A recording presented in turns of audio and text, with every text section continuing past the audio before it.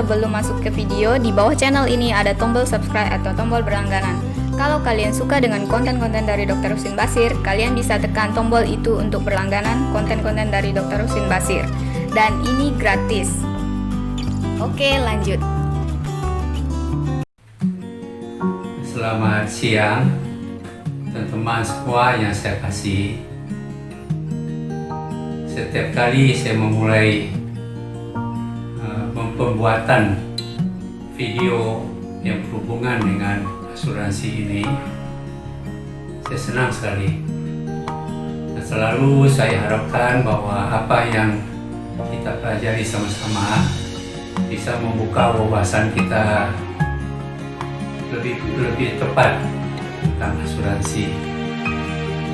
Di dunia kesehatan kita mengenal ada istilah 4 sehat 5 sempurna. Ini dari SD, dari tahun 1960-an. Saya sudah terus diberitahukan tentang 4 sehat 5 sempurna ini. Ternyata di dunia asuransi juga ada 4 sehat 5 sempurna yang merupakan inti daripada asuransi itu sendiri. Apa itu 4 sehat 5 sempurna di dunia asuransi? Yang pertama, kita mengenal asuransi jiwa. Ini berhubungan dengan kalau terjadi apa-apa dengan diri kita, sehingga ya kita dipanggil oleh Tuhan, maka keluarga kita dan orang yang di bawah tanggungan kita, mereka akan mengalami malapetaka dalam keuangan. Jadi sebesar kehidupan mereka tuh drastis jatuh. Dari hidup yang kecukupan bisa menjadi hidup yang benar kekurangan. Bahkan mungkin harus minta-minta. Nah, kalau keluarga cukup banyak, misalnya harus tinggal lagi kemana-mana. Itu tentang asuransi jiwa yang pertama. Yang kedua, kalau misalnya terjadi apa-apa dengan kita, sehingga kita tidak lagi mampu bekerja. Ini bisa juga disebabkan oleh kecelakaan, menyebabkan kita cacat permanen, atau bisa kena penyakit, misalnya stroke, ataupun misalnya kanker, titik jantung, atau ginjal, dan macam-macam penyakit yang lain. Ini membuat kita tidak mampu lagi untuk bekerja. Nah, ini biasanya kita sebut dengan income proteksi. Dimana kalau kita tidak bisa bekerja lagi, maka asuransilah akan menggantikan posisi keadaan kita ini. Sehingga keluarga kita seperti asuransi jiwa tidak sampai mengalami kehidupan yang sangat susah. Yang ketiga, ini setiap kita serasa ada kekhawatiran tentang hal ini. Itu bagaimana kalau saya sudah pensiun? Nah, umumnya orang ada pikiran ini bagaimana waktu pensiun, tapi hanya sampai kepada wacana saja. Di dalam penelitian itu yang benar-benar mempersiapkan masa pensiun itu antara 10-15% saja. Nah, itu kan masih lama. Nah, untuk apa dipikirkan? Tapi dalam kenyataannya hidup ini kelihatan memang masih lama, tetapi kalau waktu itu berlalu itu sangat cepat sekali. Seperti saya sekarang sudah 67 tahun. Itu rasa sekejap saja. Dan saya sudah mengalami sendiri bagaimana dampak dari pensiun ini. Nah, saya benar-benar pensiun adalah pada usia 64 tahun.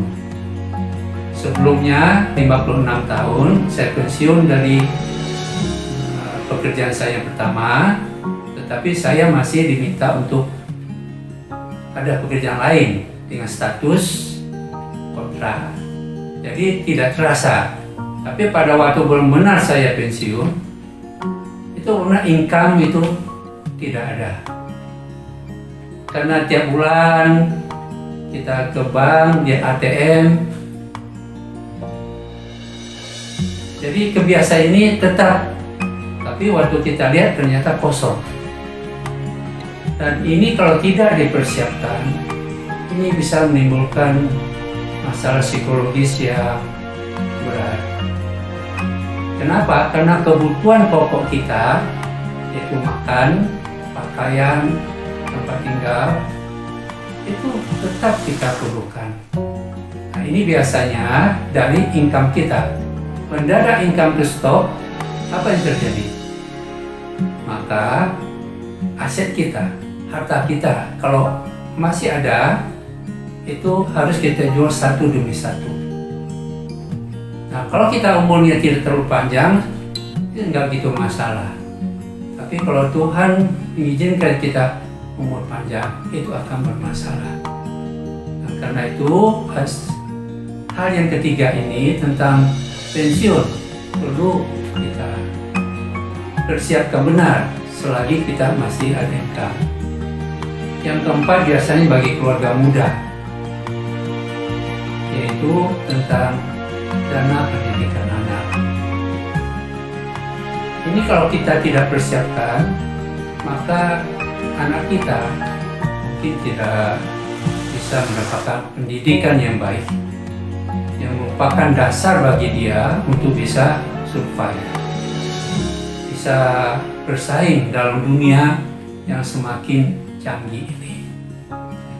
Ini 4 sehat, yaitu asuransi jiwa, income proteksi, pensiun, pendidikan anak. Yang kelima apa? Nah, kelima ini 4 sehat, 5 sempurna. Ini berhubungan dengan biaya rumah sakit. Nah, kalau kita hanya ada 4 ini saja, itu kurang. Yang kelima ini perlu kita pertimbangkan. Kenapa? Karena biaya dirawat di rumah sakit itu tidak akan makin murah, pasti akan makin mahal. Apalagi kalau ada misalnya wabah, pandemi, ya, itu biayanya bisa meningkat. Nah, kalau biaya meningkat, biaya rumah sakit itu jarang itu akan turun. Yang kedua, karena persaingan antar rumah sakit, mereka berusaha untuk memberikan pelayanan yang terbaik. Nah, itu juga dampaknya kepada biaya. Emang ada juga itu macam-macam lah ya biaya rumah sakit itu, tergantung apakah di kota kecil, kota besar, atau lengkapnya peralatannya, canggihnya peralatannya, ataupun dokter-dokternya yang terkenal di sana. Nah, umumnya kita, kalau kita sakit, biasanya kita ingin mendapatkan perawatan di rumah sakit yang paling bagus. Itu kecenderungan kita. Kecuali kalau memang kita nggak siap untuk hal kelima ini. Nah, karena itu kalau kita ingin mendapatkan pelayanan yang terbaik, tidak ada yang terbaik itu murah, itu nggak ada. Itu biasanya sejajar, selaras. Semakin baik pelayanan, biasanya biayanya akan semakin tinggi. Nah, inilah 5 hal yang 4 sehat dan 5 sempurna di dunia asuransi. Mudah-mudahan saya mengambil ilustrasi cerita tentang 4 sehat 5 sempurna di dunia kesehatan dan menentukan keadaan gizi kita. Mungkin ini sedikit bisa menolong kita untuk bisa ingat penting bahwa di dunia asuransi juga ada 4 sehat 5 sempurna, yaitu asuransi jiwa, proteksi, income proteksi, pensiun, dana pendidikan, dan asuransi kesehatan. Nah, ini akan melindungi kita. Kalau tadi memberikan kesehatan fisik sama kita, nah, kelima hal ini akan memberikan kesehatan finansial kepada kita. Ini akan menjaga harta kita tidak mendadak bisa hilang. Ada orang dari dia berusaha terus dia mengumpulkan uang, tapi sudah uangnya, hartanya banyak, ternyata itu dihabiskan untuk biaya berobat. Dengan adanya ataupun juga yang lain-lain tadi ya, dengan adanya 4 sehat 5 sempurna di dunia asuransi, ini menjaga bahwa income kita itu tetap baik.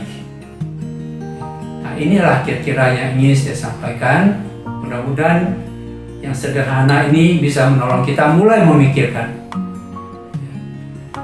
Dan ini bisa nanti kita pelan-pelan kita akan cari tahu lebih lanjut berapa banyak yang harus kita siapkan untuk 4 sehat dan 5 sempurna. Nah, ini perlu konsultasi yang lebih jauh. Inilah kira-kira video yang sekarang bersama kita saksikan ini. Dan saya harap bahwa pengetahuan sederhana ini bisa memacu kita untuk ingin tahu lebih jauh lagi. Terima kasih.